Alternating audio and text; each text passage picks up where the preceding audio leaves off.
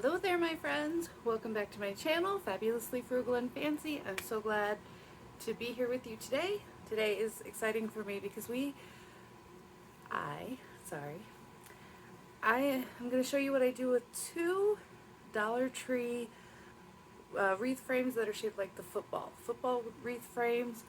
Kind of looked at those and was like, what can I do with these? It was something that I thought was very creative for Thanksgiving, and I love how it turned out. It turned out beautifully. Very excited about it, so I hope you are too. This video is part of a collaboration, and I will tell you the information about that in just a little bit. But right now, let's get to crafting. I'll show you how I use these two Dollar Tree football wreath frames to make something very exciting. Stick around to the end, and we'll chat back soon. Bye. So this video is part of a collab with Heidi Sonboul. I want to thank her for doing this DIY challenge today. I used two of these wire football frames from Dollar Tree. And I take both of those and I cut off the tag here. You're just going to want to kind of try to place these together. They're not the exact same shape and size, so I take some zip ties and I put them together. At first you're going to make a full size, actual like a football. That's not what we're making in the end, but we take these and I zip tie them together. You're just going to want to try to pull that tight. Some of the way you're going to want to kind of push together so that it does fit. They are not the exact same shape, same size. But just do the best you can with those. Excuse me, my allergies are acting up just a bit today.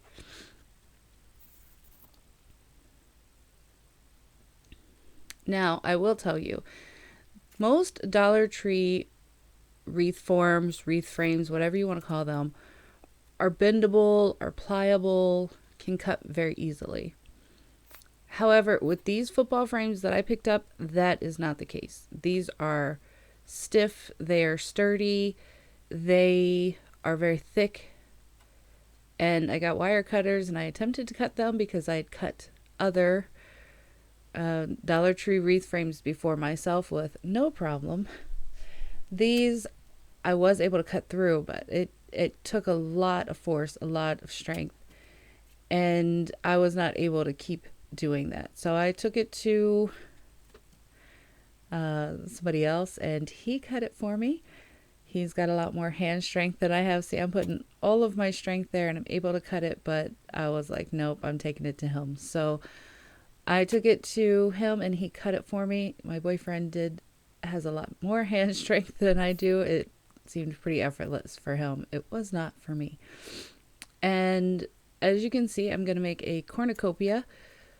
And this is the beginning part. So I'm just adding some more zip ties, lining everything up. After it was cut, it didn't want to totally line up again. So I'm just adding some more zip ties.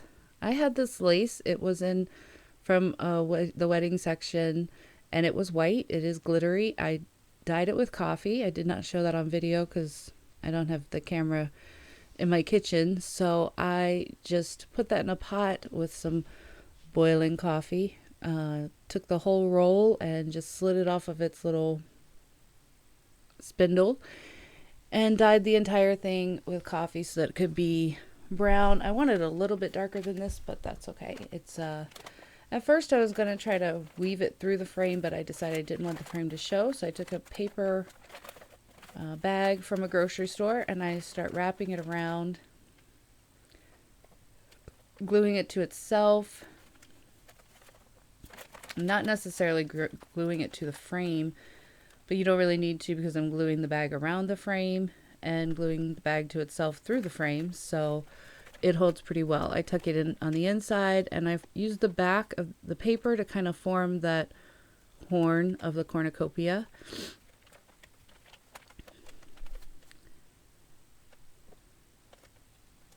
You just got to play with it, get the shape that you're looking for. I did not really want that wireframe to show, so I decided to cover it. I was you know, if you wanted to use like a dark brown ribbon and weave it through, that might be better than the lace. I had the lace on hand. I thought I had brown ribbon when I was planning this. I went through my stash. I could not find any. So if I do, it's put somewhere else. So I take this lace and I fold it in half, just kind of doubling it up. And I start at the front. And when I start, I leave an overhang because I do want to tuck that under so that the paper bag does not show. And again, that was just a paper grocery bag that you get at the grocery store. I just cut it open, cut it the bottom off, and use that as my foundation for my cornucopia. Now at the beginning part here, I am gluing that all the way around, and then later on I just glue, you know, periodically. But the beginning here, and I do recommend using either one of those little glue spatulas, the finger protectors. The glue does come straight through the lace. So again, I did double up the lace, but it is lace. The glue comes right through it. So I just proceed to wrap. As it's folded, I have to keep stopping and folding the tool in half again, just to kind of double it up and give it more coverage. So I double it up and I wrap it around. Just adding some glue here and there, just to stabilize it so it doesn't shift.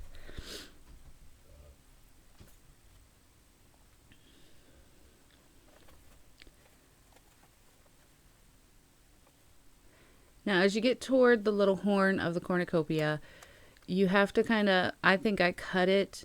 I didn't continue with the long roll because this was a long roll of lace. I didn't even use half of the roll of tulle to cover this. So I end up cutting it and then just kind of gathering, gluing, tucking it around the end there to cover the little horn of the cornucopia. And again, you want to be careful not to burn your fingers. I use a high temp glue gun. That's where I cut the lace, and I just here you want to kind of fold. You're almost like you're pleating the lace just to get it to go around without bunching up. It's like I kind of pleated it over. I just folded it over itself, and I didn't have to add more glue because again, it's lace and it just goes right through. So I was able to kind of form it around the base.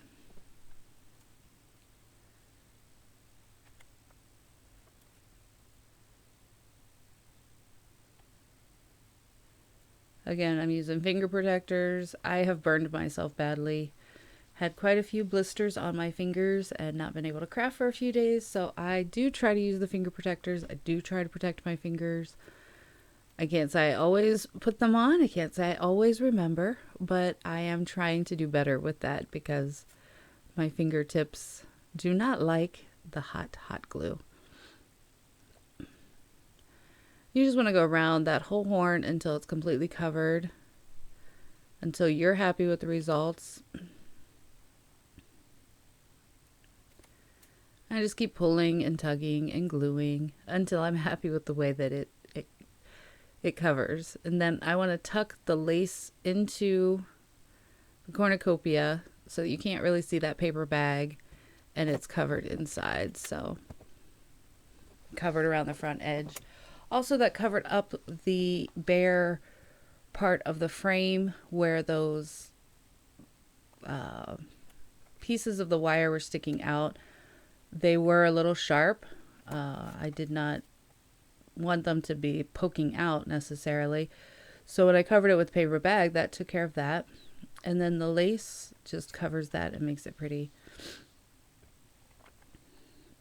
Again, this, you could use any kind of lace, burlap, whatever you want. I don't care for burlap too much, but I did use this lace. It did have a sparkle to it. And I take a scrap piece of wood, and I believe after I measured it, it was just a scrap piece that I found in my boyfriend's stash, and I just took that and I took my Waverly wax and I just I spray the board with some water just so the wax doesn't seep down too much, because I want it to be a stain more than a paint. And the water makes it move a lot easier too. You don't use nearly as much of the Waverly wax as you do without the water under it. It just really makes it flow into the wood a lot better.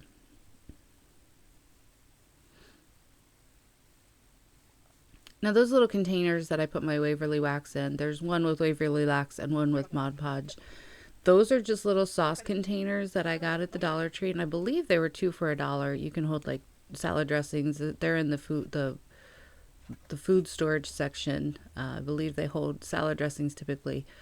I like to put the Waverly wax and the Mod Podge in there because I can pour out little amounts at a time, squirt out a little tiny bit without it being the big bottle and me trying to pour without making a mess. Because when I pour out of those larger bottles, I tend to waste a lot more of the product. So I put it into these little ones, and then I can just squeeze out the little amount that I want. I can either squeeze it directly to my brush or to the product that I'm using, and I don't have to waste as much product.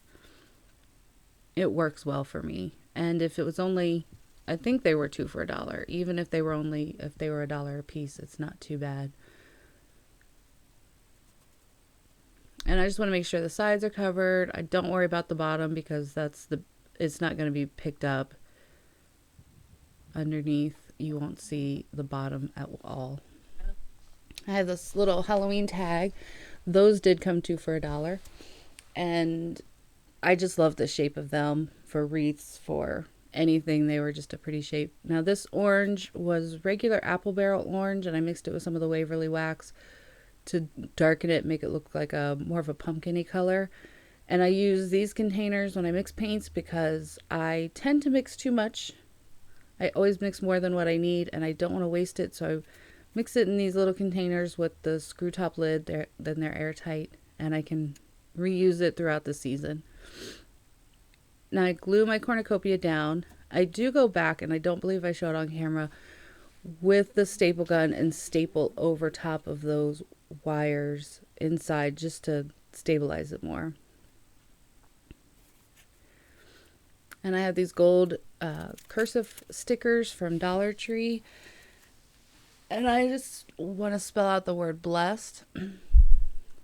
Using my ruler to try to keep my words straight and to center them. I always start in the middle and work in from the middle to line up very centered. Now I'm putting them on the ruler first, so then I can just place the ruler and then just lift them up and place them where I want them. Now these stickers I had a little bit of a hard time with them because the center parts were not totally cut out, and one of them I ripped. Thankfully I didn't rip the actual letter, I just ripped it apart, but I was able to put it as a sticker, just stick it down next to each other, and you can't tell when I finish. So sometimes you can use something that you rip it, doesn't necessarily mean that it's not usable. You can just, especially with a sticker, you can sometimes glue it down or just stick it down to where it does not look like it's ripped at all. And that piece was the ripped piece, and there was like a little underneath part that kind of hung out, so I just snipped that off a little bit. And again, I start in the center. I find my center point, whether it be in between two letters or a certain letter, and that's going to be my center. And then I Mod Podge over that. I do add a little bit of gold. I want to try to dry brush it. At first I add a little too much, then I go in with the orange, add a little bit of that, just until I'm happy with the way the gold was a little bit too vibrant at first. I just wanted a little bit of shimmer, a little bit more. But at first that was too much, so I add a little bit of the orange, just to kind of dull it down a little bit, make it not quite so bright, but just like an accent.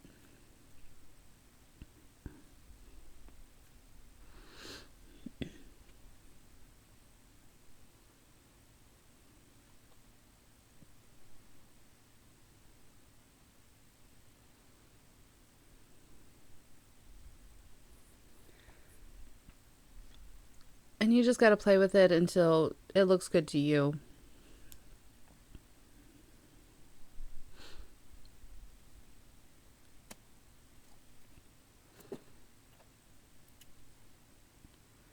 And I had a little Mod Podge. I don't actually wait for the paint to dry. It actually helped blend it just a little bit better even.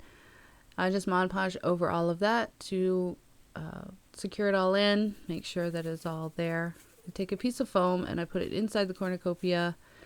And then I'm just taking fall florals and fall picks that I have left over that I have not used yet in my stash. The sunflowers came from the thrift store. I had bought them for a baby shower I did last summer. I decorated for. Everything else came from the Dollar Tree. I believe there might be a few picks from Walmart in there too. I had these leaf garlands I had not used yet, so I decided I wanted to use those. And the first one, I just kind of take it and wrap it around the cornucopia, tucking it around underneath, just placing it where I wanted it, but I wanted some color towards the back of that cornucopia. And this garland, I just snip apart. I don't want the whole garland. I don't want any more of the vine. The one garland added enough vine. And this garland that came from the Dollar Tree, the vine is like a brown color, so it actually does look like a leaf vine instead of just like a plastic piece with leaves hanging on it. Dollar Tree has really stepped up their game with their florals this past year, and this fall, just their florals were unbelievable. They were beautiful. They were vibrant in color. And I'm just placing the sign there on the front. See where I want it so I can place my leaves around it. And I cut apart all my florals.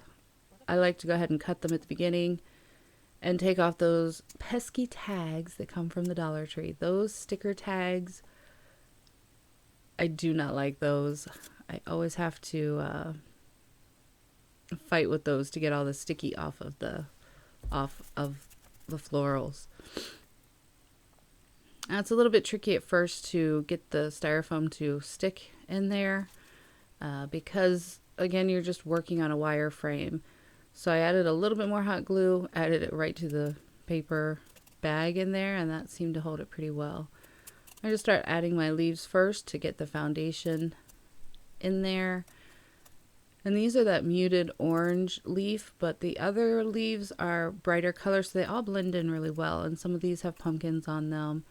I'm just leaving the pumpkins in. That's totally fine if those are there. I had this one little last pumpkin left over. It was more like a pick than just a pumpkin because it had the flower on the top. And I'm just taking all my florals, cutting those apart, separating those. And again, all my florals either came from Dollar Tree or from Walmart. And the only ones that did not were the orange sunflowers. Those right there are left over from a project I did last year because I decorated for a baby shower. And I had gotten those, a big bunch of those at the thrift store. And I believe they were like $2 for, I think it was like 4 bunches altogether. Don't discount the florals at the thrift store. When you go there, check out and see. A lot of times they'll be in a bag hanging on the wall. And you can get some really good deals, even if you don't use all the florals. Some of them might be damaged or whatever. Sometimes it's a much better deal than what you pay. Even a Dollar Tree, because if you get 4 bundles for $1, you would have paid $4 for those at the Dollar Tree. So just check those out. Here's one of those tags I was mentioning. Just fighting to get that sticker off of there. Now sometimes I'm lucky and the sticker is below the leaf and I can just push the leaf up and leave the sticker on and cut the wire above it. That was not the case. This time the leaf was below the sticker and I didn't want to leave the leaf off. And I just start adding my florals. You can add as few as you want. You can do these however you want. I want to switch up the colors, so I'm going in different directions, trying to add the reds and the yellows and the oranges. I just love the fall colors. They're so vibrant and so beautiful, and I wanted to add all of those into this cornucopia piece.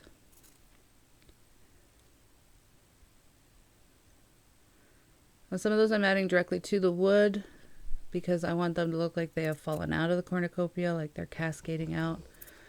So some of those go around in the front around that pumpkin. I have a couple of these pumpkins left over too that had the clips on the bottom.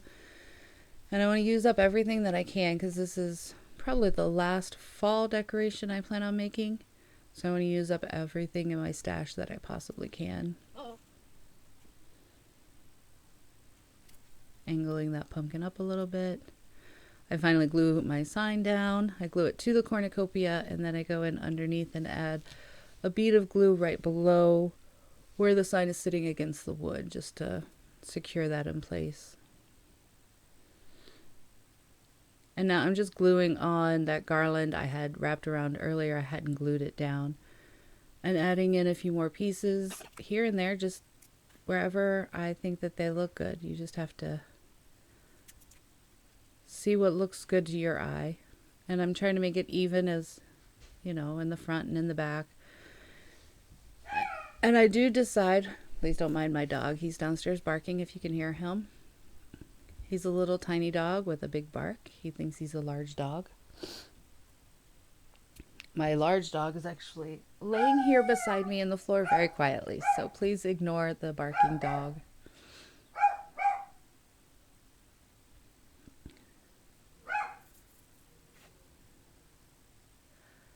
I decided to turn it around to the back because if this is sitting on a table as a centerpiece, I want the back to look beautiful as well, and I'm adding in some more of the florals and more of the leaves all the way around on the base. Just to finish it off. Again, so that if it's sitting on a table instead of against a wall, the backside looks beautiful too. You won't have the sign, but it'll still be a beautiful piece all the way around.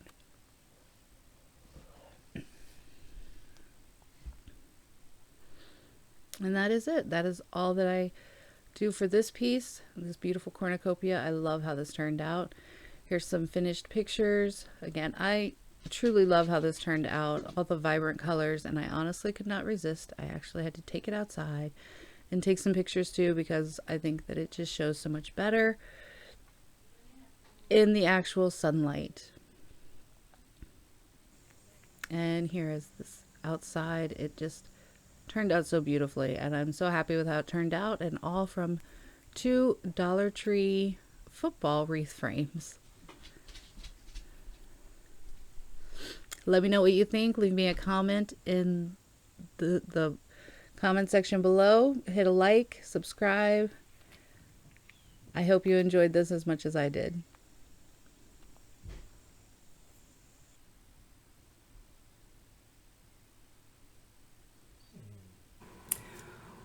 I hope you enjoyed that as much as I did. That cornucopia turned out way better than I imagined. And I hope that you can take this idea and use it as some inspiration for yourself.